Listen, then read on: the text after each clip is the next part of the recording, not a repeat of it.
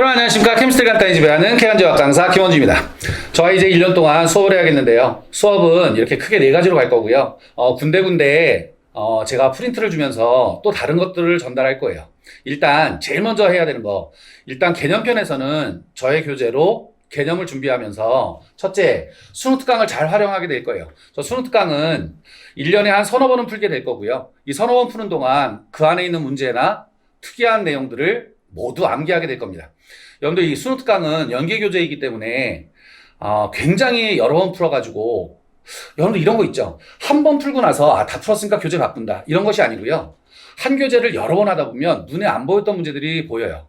수능 특강에서 여러분들이 잡으셔야 될 게 그겁니다. 제가 수업하면서 1년 동안 한 서너 번을 풀 건데 한 두세 달 단위로 한 번씩 계속 풀게 될 거예요. 수능 특강을 잘 활용해야 되겠고요. 그 다음 두 번째는 6월 9월 모의고사인데요.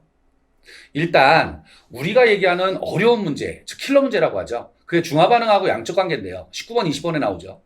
이 문제들은 보통 앞에 개념할 때는 내용이 나오지 않아요. 그건 어디서 잡을 거냐면 6월, 9월 모의고사에서 잡을 거예요. 그 6월, 9월 모의고사에 나오는 그 킬러 문항은 수능에 같은 유형으로 똑같이 나옵니다.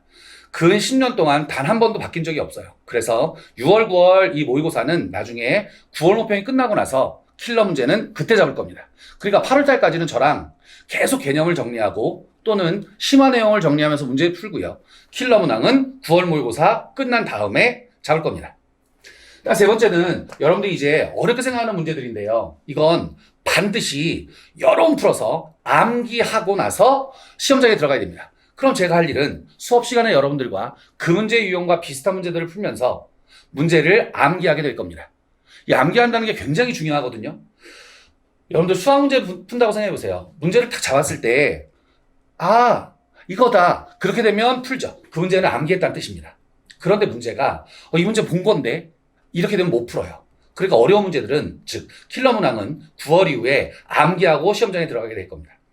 그 다음 이제 네 번째 거는 여러분들이 다 아는 건데 이 수업 시간에 제가 이제 연습을 시켜드릴 건데 모의고사를 풀 때 자꾸 어떤 문제 하나가 탁 이거 알죠?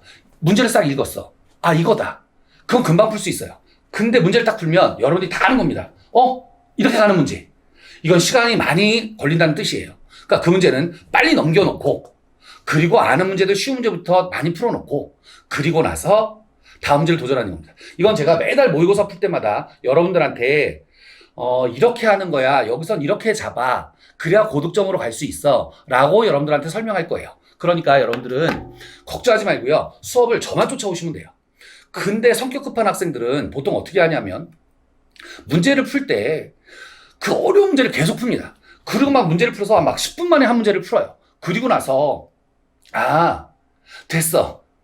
근데 그 문제를 풀면 가산 점수를 주면 내가 아주 좋겠는데 총점으로 대학 가는 거기 때문에 거기에 시간 낭비하실 필요 없습니다. 반드시 쉬운 문제 풀고 나서 어려운 거 도전하는 겁니다. 그 방식을 제가 수업 시간에 계속 전달해 드릴 거예요. 1년 동안 우리가 공부하는 연간 계획은 아주 간단해요. 여러분이 다 아는 건데 공부의 가장 좋은 방법은 반복이거든요.